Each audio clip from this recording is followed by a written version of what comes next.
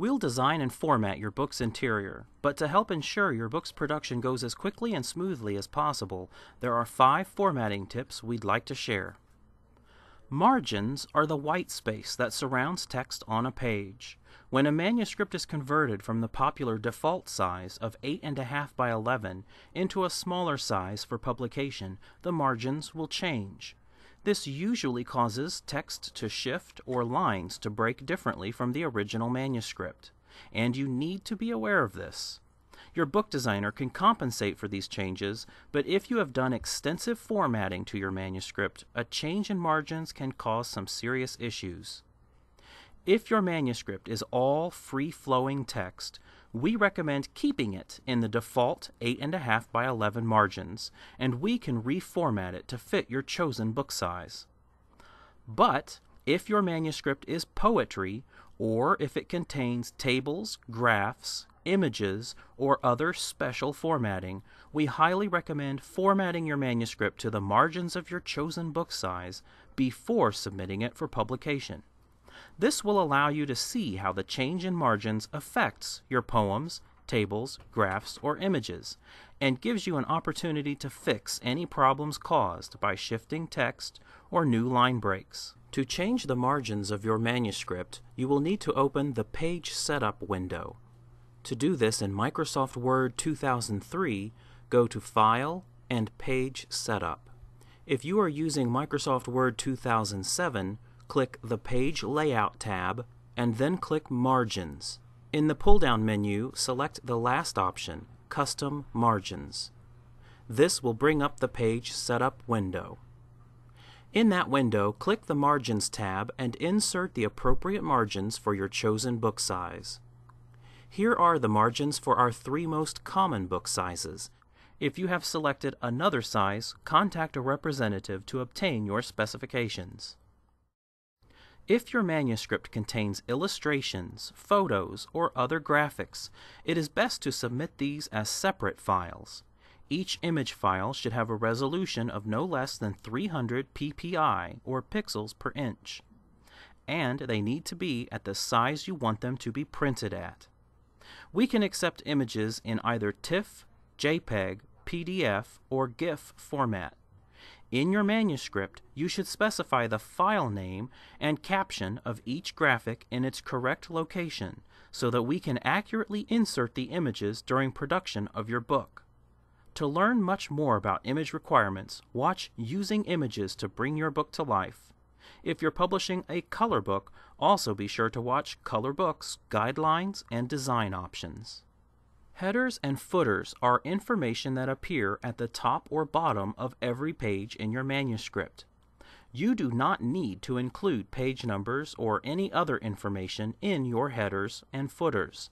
If you have manually typed your headers and footers on every page, these will need to be stripped out before production can begin. Even if you have formatted your headers and footers correctly, we will have to recreate them in our design program anyway. For this reason, we ask that you just not worry about them. We will insert the page numbers in your final book, and your book designer will add headers if they feel it is appropriate. If you have a specific request for your book's headers, footers, or page numbering, you can communicate this to your designer on the special formatting request form. One of the most common submission problems we find is misuse of the Enter key, or what we call inappropriate hard returns. In the main body of your manuscript, you should let the text automatically flow from one line to the next.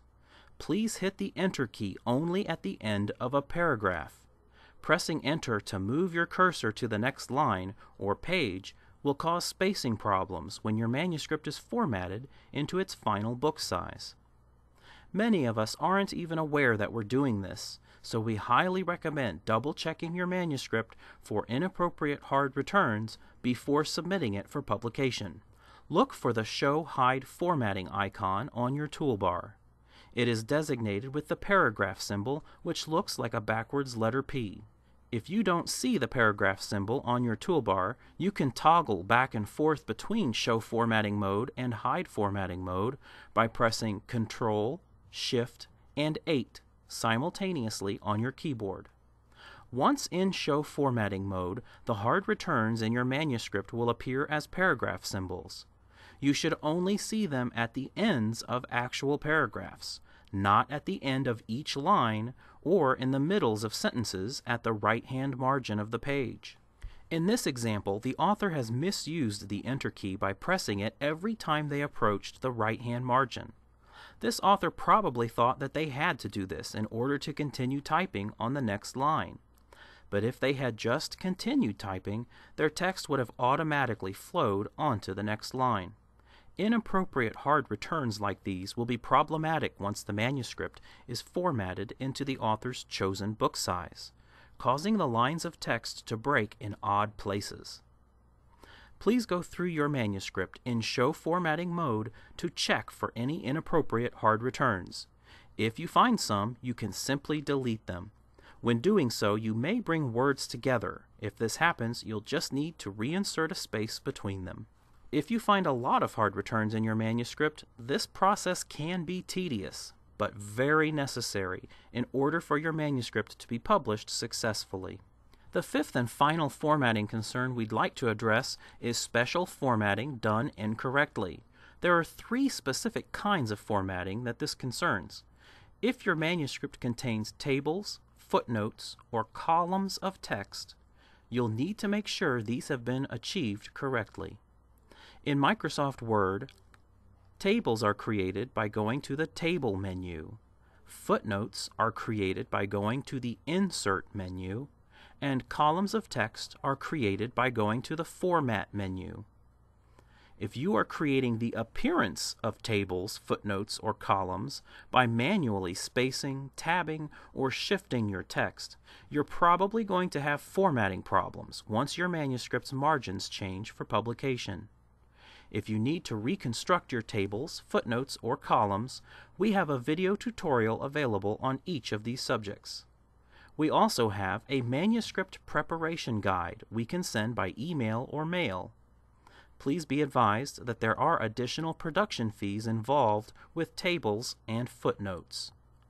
If you have any questions about these formatting concerns or the fees involved with them, don't hesitate to contact us at 1-888-232-4444.